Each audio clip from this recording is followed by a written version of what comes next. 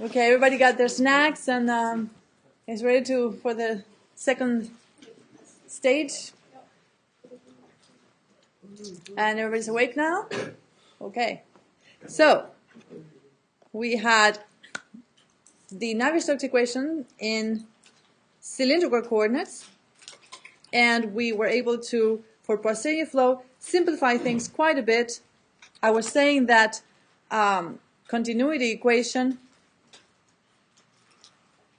with our plus our symmetry considerations, which allowed us to say that VR equals V theta equals 0, gave these the partial derivative of the axial velocity with respect to z is equal to 0. So Vz basically is not a function of r nor a function of theta. Not a function of actually what this means is that V is only a function of r. I'm sorry, I was saying things wrong. It doesn't depend on z, right? This says that it doesn't depend on z. And by symmetry, you see that there's a complete axisymmetric symmetry, and so it only depends on r. So if I'm looking at my plot here, the velocity at this point, Vz, is going to be different than the velocity at this point. This is what I'm saying. Vz depends on the position in r. And you rule out V theta? Yes, it's completely axisymmetric. And we had our equations were 0 equals minus rho, I'll write them again, rho g sine theta plus, minus dp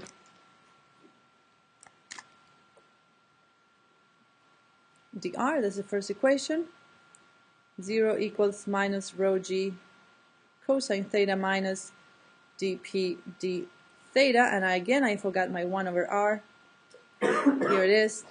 And 0 equals minus dp dz. We don't have any gravitation. In this case, it's a completely horizontal pipe. We don't assume that the pipe is inclined in any way.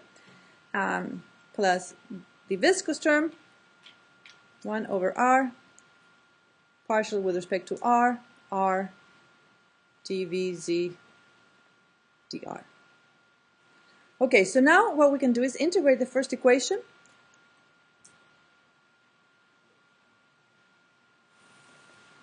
And, well, we get the pressure in the r direction,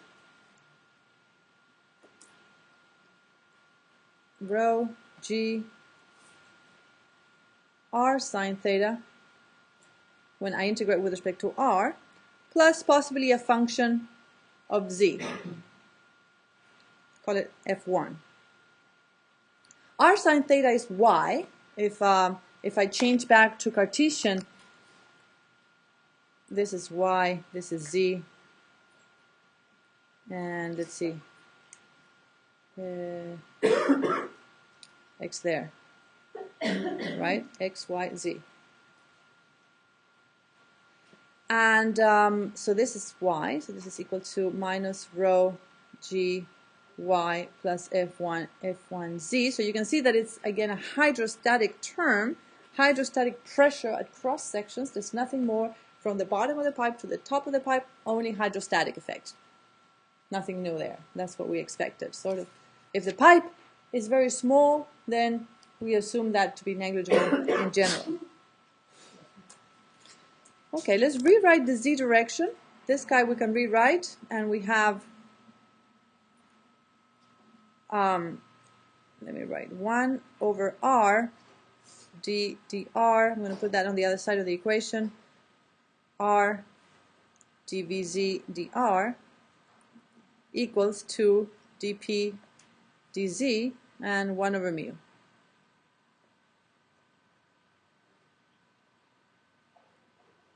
So you might recall, I hope, that we have here an equation in which on one side we have a function of z, on the other side we have a function of r, so they both need to be equal to a constant. And so we can integrate here easily each side. We're going to integrate this side with respect to r. Okay, I multiply by r on the other side, that's why.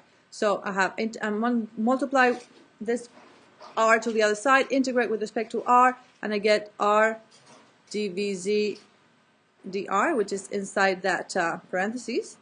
And on the other side, that was not a function of r, but I had the one r that I multiplied, so when I integrate, that is going to be r squared over 2. So I have mu, 2 mu, dp dz, r squared, plus a constant, c1, constant of integration.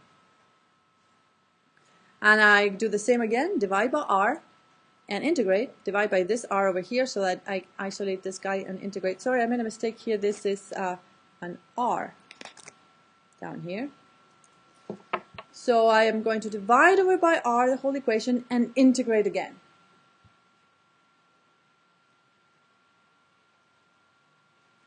And I get Vz. When I divide it over by r, I only have one r left. But when I integrate, I get r squared over 2.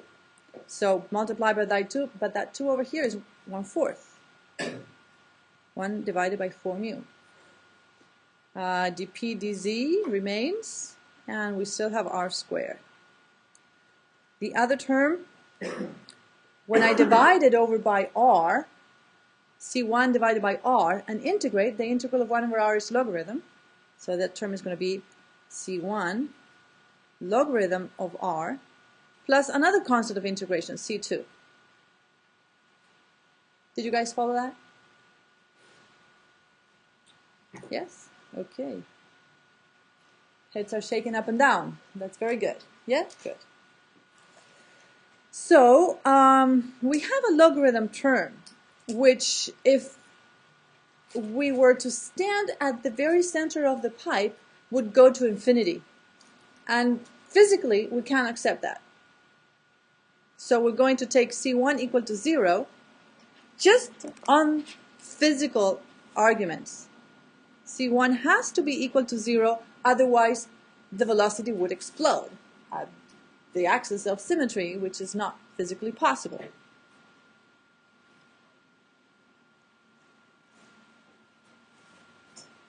So we just want to avoid the singularity at r equals 0.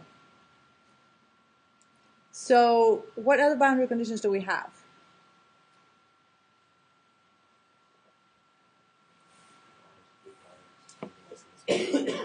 Excellent. No slip boundary condition. When r equals big R, the diameter of the pipe, the velocity has to be equal to 0. Exactly. So where do I do that? I'm going to just make some space over here because I don't want to erase everything and then not have the previous results available to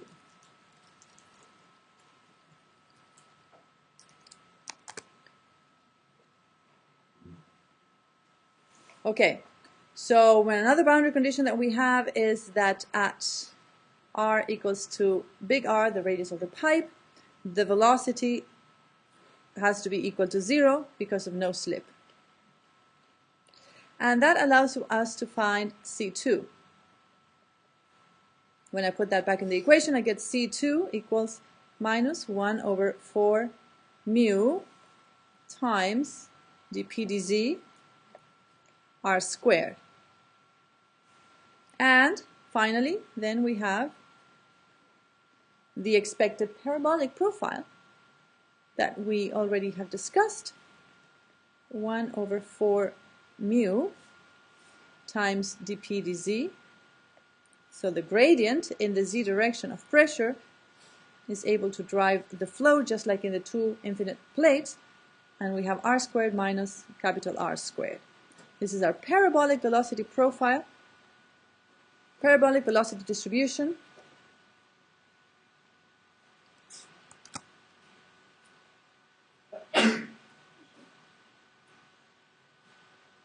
Just like in the case of the flow between two infinite plates. So what we're going to do next is, like we did for the flow between two plates, look at the volumetric flow rate. Basically, once you find the velocity, everything is going to be known.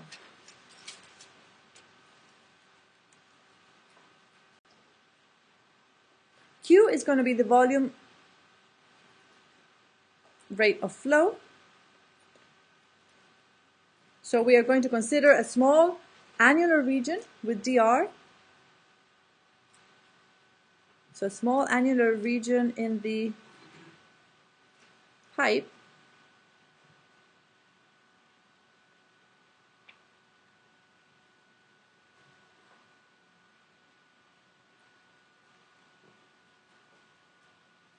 And we want to integrate between 0 and r to obtain the volumetric flow rate all throughout the cross-section of the pipe.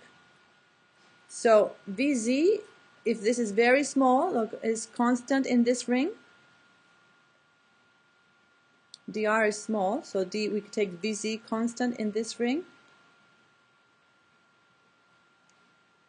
This little ring here, or annular region of width dr.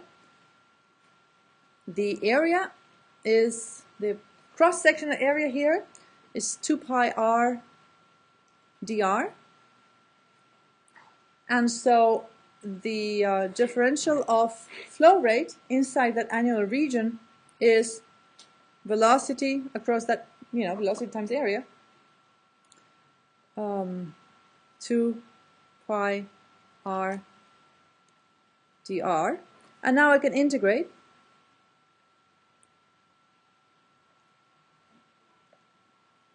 between 0 and capital R, the radius of the pipe,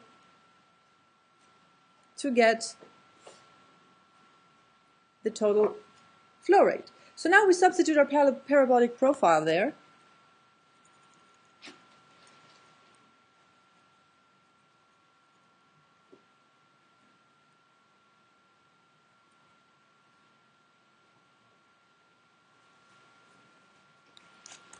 And basically we take this guy over here, and the final result is minus, the minus I'll explain in a moment, pi r to the 4th power divided by 8 mu dp dz. Or maybe you can explain the minus sign. Anybody can explain that minus sign to me? Because of course volumetric flow rate has to be positive, so what does that mean? But I have a minus sign there.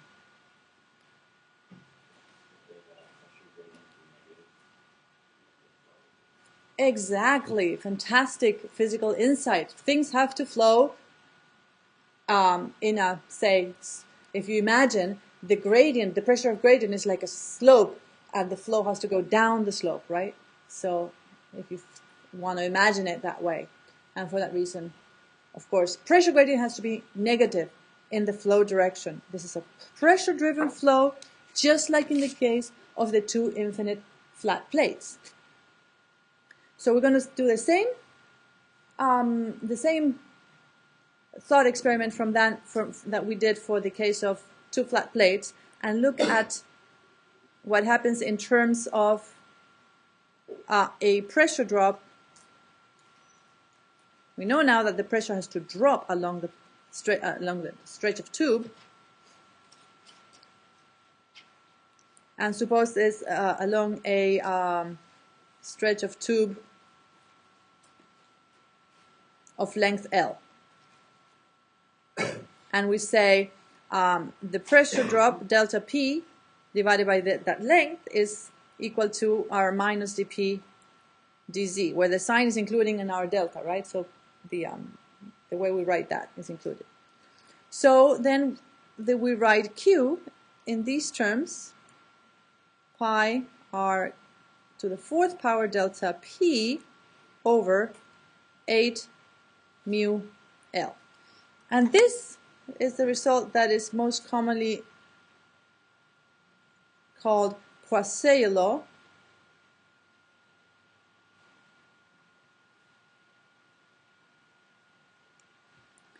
And this result is from around 1860.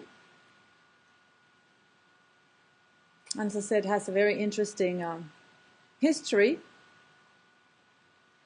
And it is also a very strong dependence with the radius, if you can see. A doubling, for example, of the radius of the pipe would produce a 16-fold increase in the volumetric flow rate.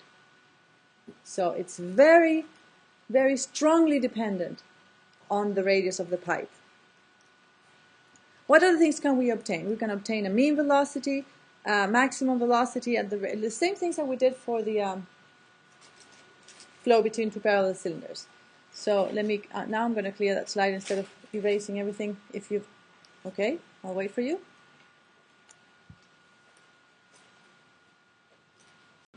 So what else are we going to do? We're going to look at the mean velocity. How do we get the mean velocity? Any ideas?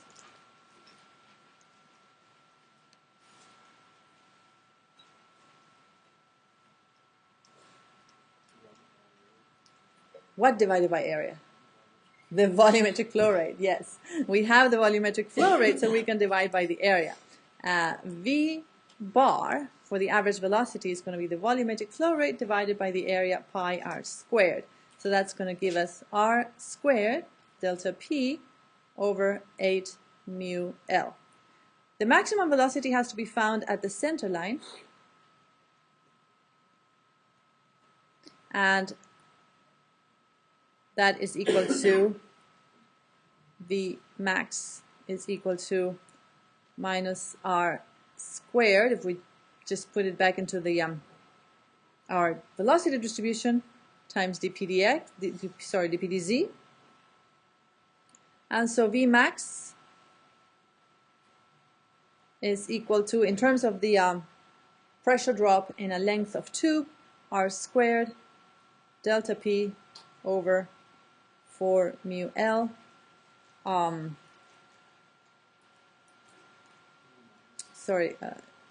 No, because the minus is absorbed in this delta p. We wrote delta p over L is equal to minus dp dz. So it depends on whether you write P2 minus P1 or P1 minus P2, the sign that comes, so you decide to put it in there, right? It's a pressure drop. You know it's a pressure drop, so the pressure is always going to go from larger pressure to smaller pressure as you go along. And this is equal, the maximum velocity is equal to 2 times the average velocity. So it's a little bit different than the case between the two flat plates, which is, I think, was it a 2/3 or 3/2? If you look at the result we already obtained. And so for many times the velocity distribution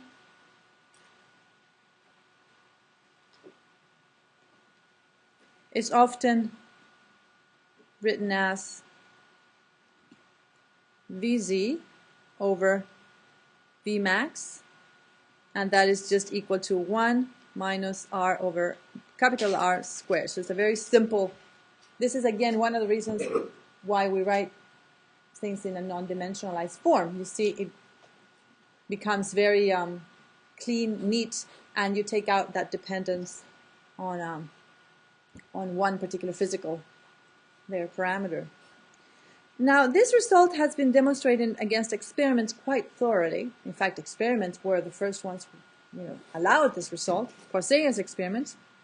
But they're a good description of the experimental situation only in laminar flow. Only laminar flow of Newtonian fluids. Of course, we've assumed Newtonian fluid. And in general, so that's because we need to know what the limit of application of this is. So this is only good representation of experiments for laminar flow.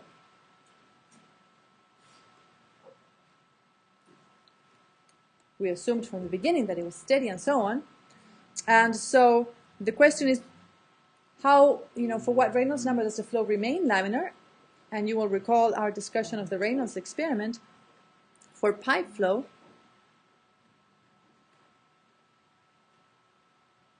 And the limit here of Reynolds number is about 2000.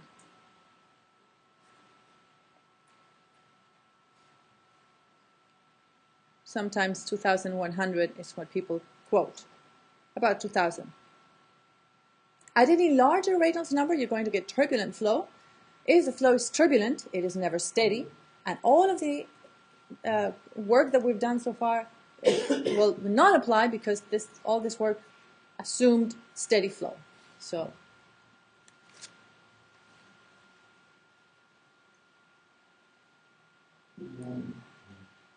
okay, so we're going to do next another very special case where there are a lot of results. We're going to discuss boundary layers.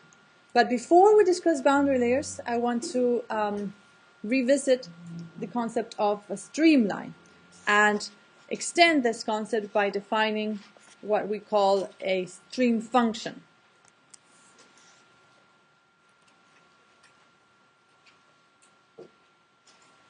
So we've been talking about steady two-dimensional flow, incompressible flow for quite a while.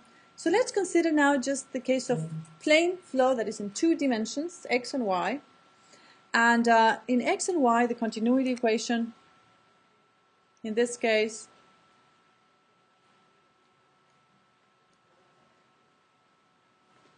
reduces to simply du dx plus dv dy equal to 0. We don't have a third component. We don't have the z component, right? It's only 2d, x and y, u and v. And the gradient here is in only 2 dimensions. So when you have an expression like that, basically it is the same as saying that if you write these equations one on each, if you put one of these on the other side, you see that this tells you something about how u and v are related to each other. And it says that u and v are related by through a function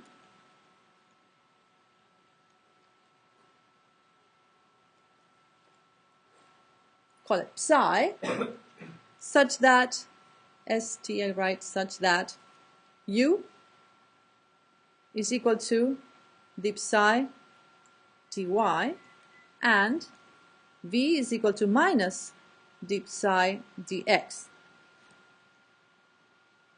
And this function is called the stream function. We're going to check this in a moment.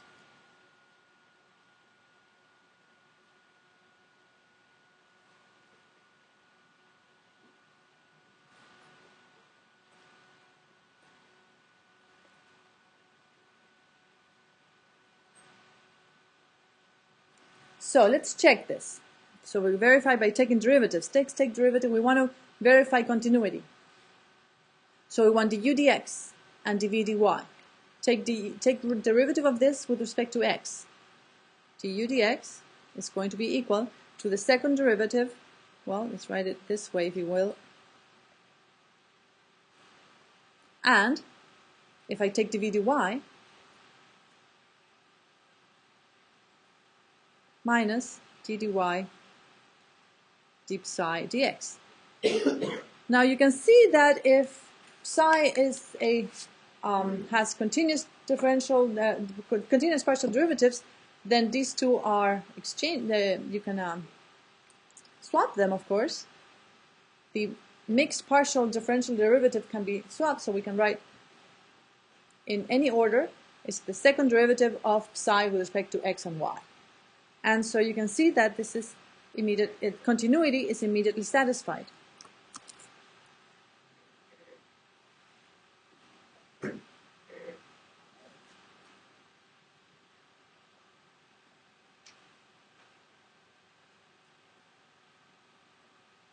Because du dx plus dv dy is equal to second derivative of psi with respect to x and y minus the same thing,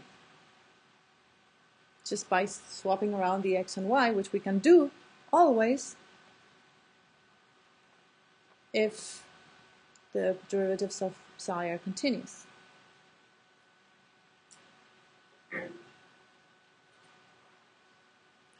So this is a stream function, very useful in fluid mechanics, and it is related to the streamlines in the following way. Basically, streamlines are level curves of psi.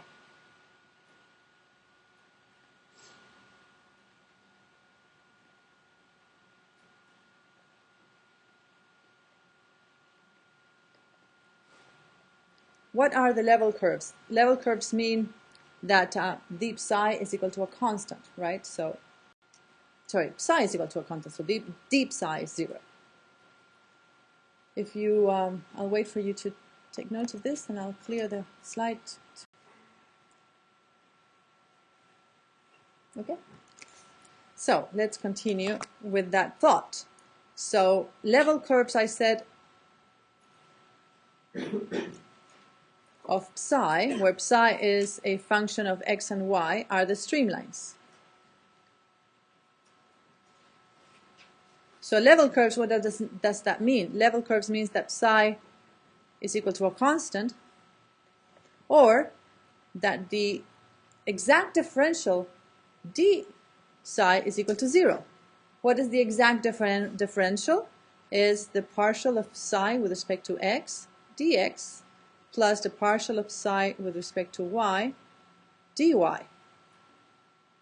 But by our definition, the psi dx is minus v, and the psi dy is u. So that's equal to minus v dx plus u dy. But it's also equal to 0, and therefore u dy is equal to v dx along a streamline.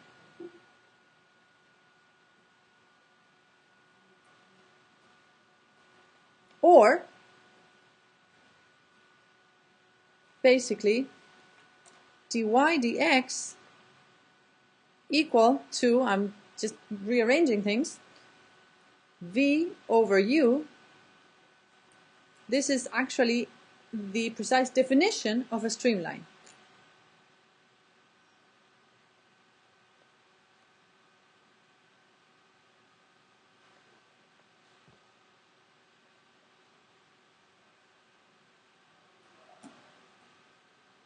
If the function psi is known completely in the flow, then we can plot the level curves of psi, and that represents our flow. It represents the velocity vector everywhere in the flow. So we can use the streamlines to visualize the flow, to represent our flow. So consider two closely spaced streamlines.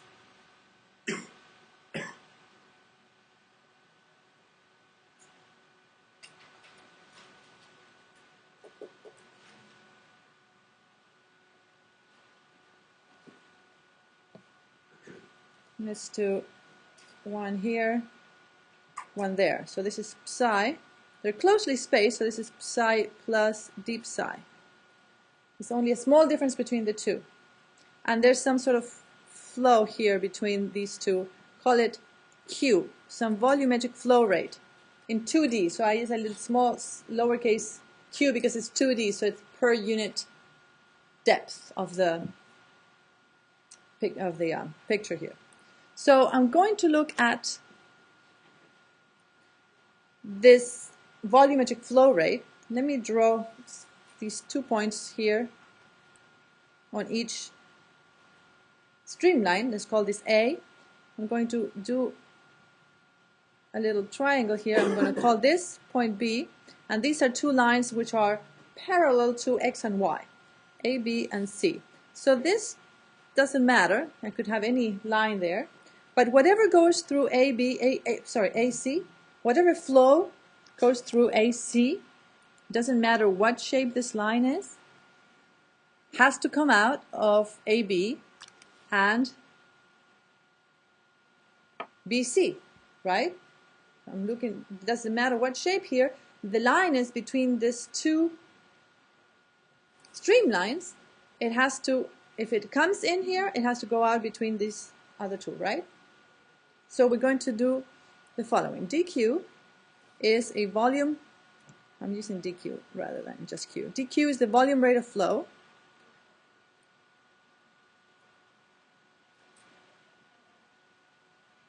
passing between the two streamlines.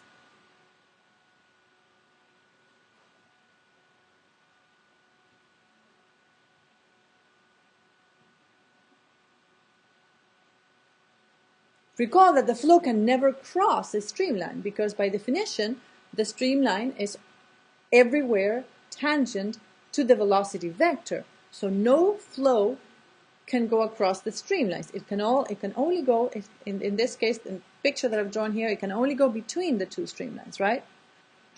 So, conservation of mass.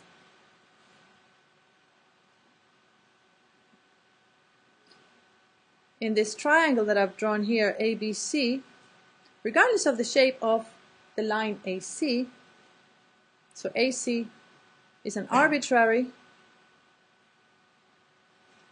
curve that joins the two streamlines,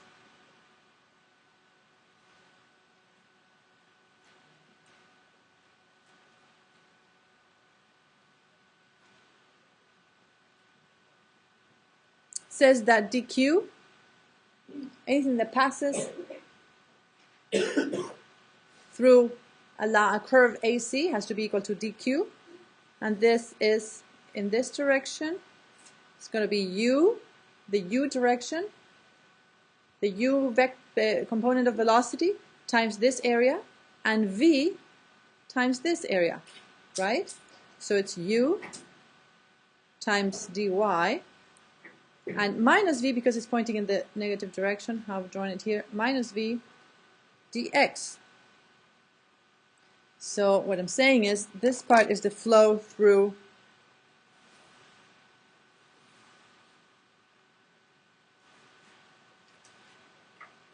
BC, and this is the flow through AB.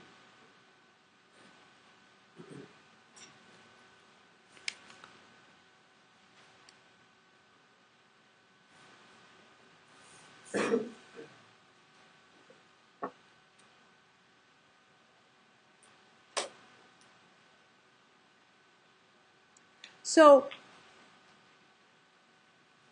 what is interesting of this is that you know, you can look at the two streamlines, the shape of the two streamlines, and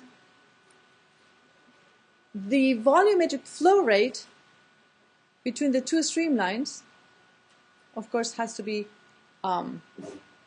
constant because the flow cannot go out or in.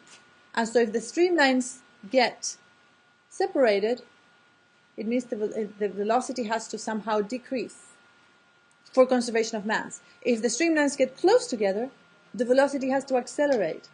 It's kind of like sort of like you can think about the Bernoulli effect between two streamlines. So let me show you some.